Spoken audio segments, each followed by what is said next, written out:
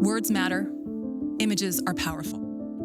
And these hate symbols can attack our sense of belonging and do considerable harm. Together with community groups and other law enforcement agencies, the City of Edmonton plays an important role in identifying these symbols and taking a stand against those who use these symbols to frighten and intimidate others. Lighthouse is a technology solution that we developed here internally at the City of Edmonton, and its intent is to track the proliferation of hate symbols.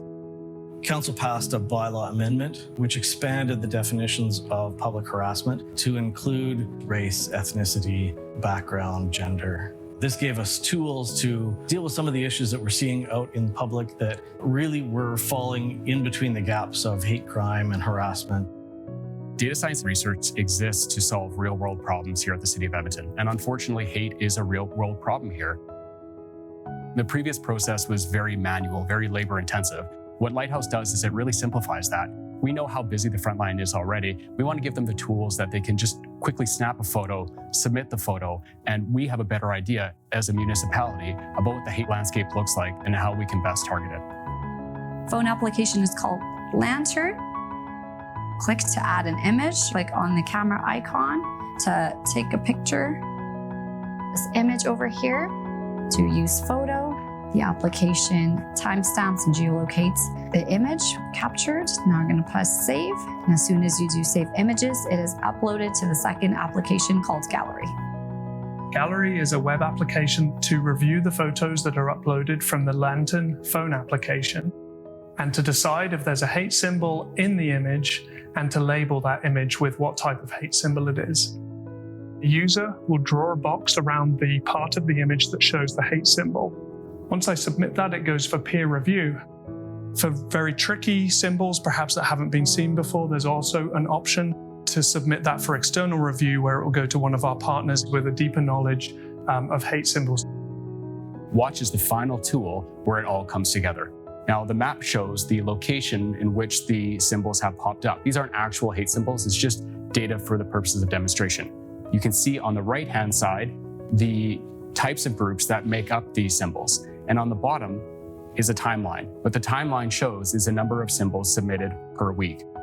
One of the questions that we got at council was, how will you know what a hate symbol is? There are lots of different definitions. There's lots of different experts in the field.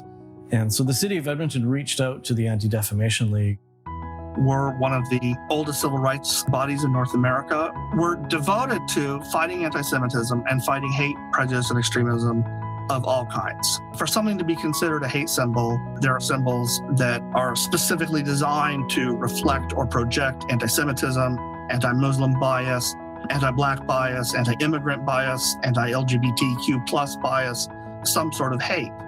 And so if you have symbols, and they can be visual symbols, they can be gestures, they can be, in some cases, even typographical symbols that are used by extremists and that are associated with hate or with hateful groups, then we consider them hate symbols. But one of the most important things is that you may not even know you have a problem until you have data that illustrates that there's a problem. Because when things come to you sort of anecdotally, oh, there was this graffiti over here, or there was something that happened over here, but they're not necessarily all put together with a partner like Edmonton, for example. They can use our knowledge, combine it with their technological know-how and their local situation in order to actually help deal with real issues on the ground.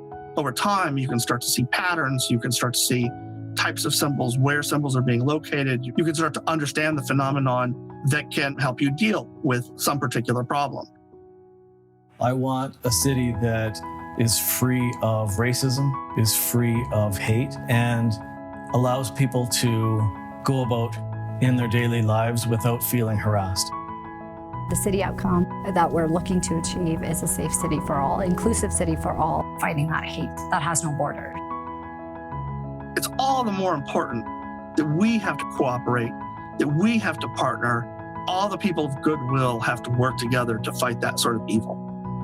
Lighthouse casts light on symbols of hate, and this is a modern solution to a pervasive and old problem, and it's a fight that we're all in together.